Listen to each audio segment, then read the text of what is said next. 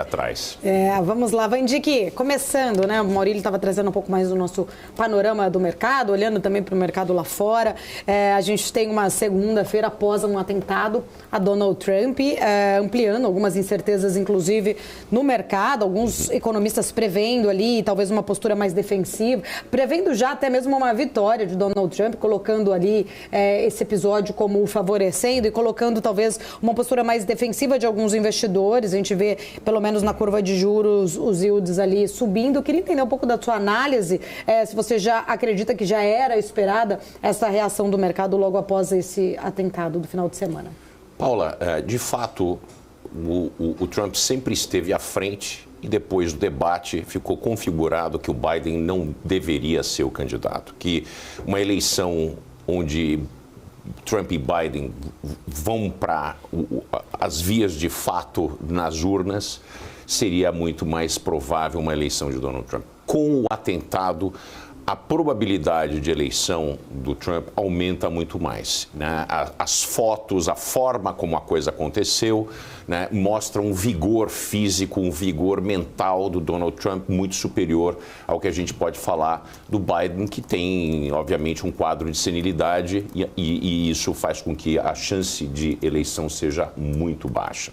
Mas eu digo probabilidade, né? No mundo da política, tudo depende de quem está e quem controla, né, a porteira dessa relação, né, essa diádica entre Trump e o Partido Democrático. Eu acredito que provavelmente o Partido Democrata deve tomar uma decisão para afastar o Biden. E dependendo de quem vem, tá? Eu tive acompanhando isso bem de perto, e a única pessoa que venceria o Trump em todas as alternativas de composição seria a Michelle Obama. E existe isso sendo negociado por trás dos panos, né? Isso está sendo negociado. Entretanto, quando a gente chega na questão econômica, nós temos alguns pontos a avaliar sobre o Trump. Primeiro, Donald Trump já prometeu e já fez isso no seu primeiro mandato, que é um corte de impostos. Um país que tem uma dívida que se aproxima de 35 trilhões e que já bate mais de 100% do seu PIB, e que tem um déficit crônico orçamentário, ter um corte de imposto só vai piorar essa situação. Tá certo? Obviamente que a tese do Trump é que vai aumentar muito a produtividade, esse dinheiro vai ser colocado de volta na economia como investimento e a economia vai crescer de uma maneira muito mais elevada, num ritmo maior.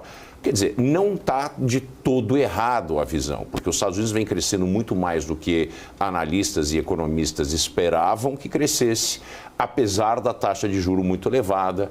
Quer dizer, a gente tem uma perspectiva que esse ganho de produtividade que os Estados Unidos vem experienciando nos últimos 15, 20 anos, se distanciou do resto do mundo, apesar de ser uma economia muito avançada e tem taxas muito elevadas. Isso pode acontecer sim se houver uma queda de impostos e esses impostos forem investidos. No entanto, existe um problema fiscal lá e cá e que não pode ser deixado de lado. E qualquer tipo de risco à arrecadação aumenta o risco do país, inclusive ter uma queda ainda maior no seu grau de investimento.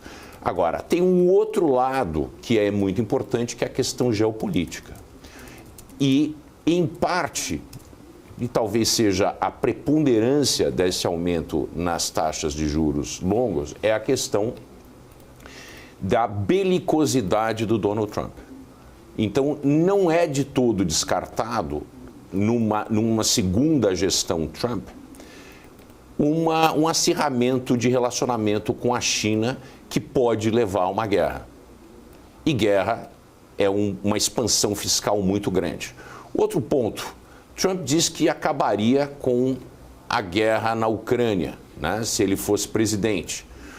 Como ele nunca explicou, mas é possível que o Donald Trump tenha uma visão mais, de novo, belicosa com Putin, apesar de existir uma relação muito próxima dos dois, tá? Mas de colocar o pé na Ucrânia e falar agora não, e parou isso aí. Isso pode, de fato, acarretar numa agressão ainda maior por parte da Rússia. Então, esses efeitos, tanto o efeito doméstico de corte de impostos, associado e somado a uma perspectiva geopolítica mais agressiva, de fato aumenta o risco do país e isso é sentido nas curvas de juros. Inclusive, o dólar está se apreciando, né, frente ao maior número de moedas do mundo. Inclusive, aqui no Brasil, 0,66% de alta. Ô Vandick, era justamente esse ponto que eu queria abordar contigo.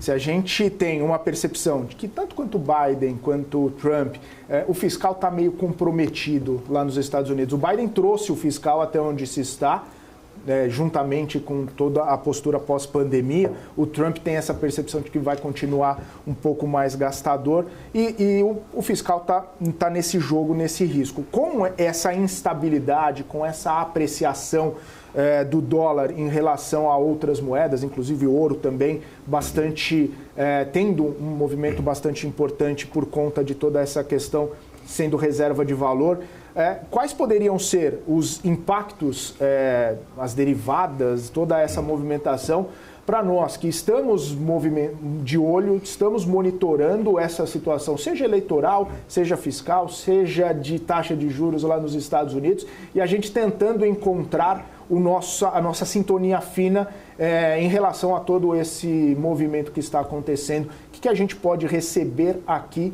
dessa movimentação toda? É um cenário não tão otimista ou positivo? Eu sou sempre muito otimista com o Trump. Eu sou muito otimista com o Trump por uma razão. Ele é pragmático. Tá? Ele é um sujeito que não é ideológico nas decisões, é um homem de negócios, não é um político profissional. Então sempre tem uma vantagem de lidar com uma pessoa que a gente sabe o que ele quer. A gente sabe o que ele maximiza e dá para trocar com ele. O Brasil, recentemente, tem aumentado muito, em 2 dígitos, inclusive, o comércio com os Estados Unidos. A relação com os Estados Unidos, que eu sempre advoguei aqui e vou continuar advogando, ela é sadia para o Brasil. Primeiro, estamos no mesmo hemisfério. Segundo, nós temos uma tradição de relacionamento com os Estados Unidos. Os Estados Unidos foi um dos primeiros países a reconhecer a independência do Brasil. Os Estados Unidos sempre foi um país amigável às relações brasileiras, certo? E uma coisa muito importante, as exportações brasileiras para os Estados Unidos têm sido principalmente elevadas em áreas que nós temos grande valor agregado, como aeronaves. Isso é muito importante para o Brasil. Mitigar a dependência de commodities que nós não temos controle de preço. Eu não sou contra o agro, eu sou um sujeito totalmente a favor do agro, acho o agro o esteio da economia brasileira. No entanto, as exportações do agro, o valor que o agro tem trazido para o Brasil esse ano tem caído de maneira brusca. Porque o Brasil, né, a gente não consegue agregar valor em matérias-primas. No entanto, a relação com os Estados Unidos, isso em função da relação com o resto do mundo, principalmente com a China. Agora, com uma queda bastante acentuada no ritmo de crescimento, ainda que tenha crescido e vem crescendo, e eu venho dizendo isso há muito tempo aqui. Vocês são testemunhas oculares. A China está passando por um problema gravíssimo. O problema da China, do dirigismo da economia, que não tem mais a capacidade de fazer alocações que façam sentido econômico. E, do outro lado, uma crise demográfica. A China espera perder metade da sua população até 2100. Nós temos um problema seríssimo e isso impacta produtividade e consumo. A overproduction, a overcapacity, a supercapacidade da China está sendo sentida em todo o mundo, inclusive no Brasil, que nós temos as montadoras de automóveis desesperadas por causa da entrada de carros chineses aqui. A mesma coisa acontece com aços planos e aços especiais, que têm entrado no mundo inteiro a preços que potencialmente são abaixo do custo de produção, uma vez que a China tem essas tiragens de produção tão grandes com a expectativa de ser exportadora do mundo. E isso está acabando, porque a demanda por esses produtos solapa de frente com os produtos que países subdesenvolvidos como o Brasil também produzem. A gente produz aço, a gente produz muito do que a China faz. Por isso que eu acho que BRICS não faz sentido, porque a gente compete mais do que a gente trabalha junto. Então, a oportunidade de trabalhar com os Estados Unidos, de voltar a um relacionamento pragmático com os Estados Unidos, predicado no entendimento mútuo das duas nações e no comércio bilateral, é super importante, especialmente no momento que os Estados Unidos, e com a gestão do Donald Trump, vai apertar muito a relação com a China e quem faz negócio com a China. A gente não vai deixar de fazer negócio com a China, mas a gente passaria a ser, vamos dizer assim, um friendly hub, com a ideia do friendly shoring. A gente seguiu o caminho que o México seguiu. Ô, Van Dijk, neste cenário especificamente, né, com a proposta inclusive do Trump de aumentar, tributar produtos chineses,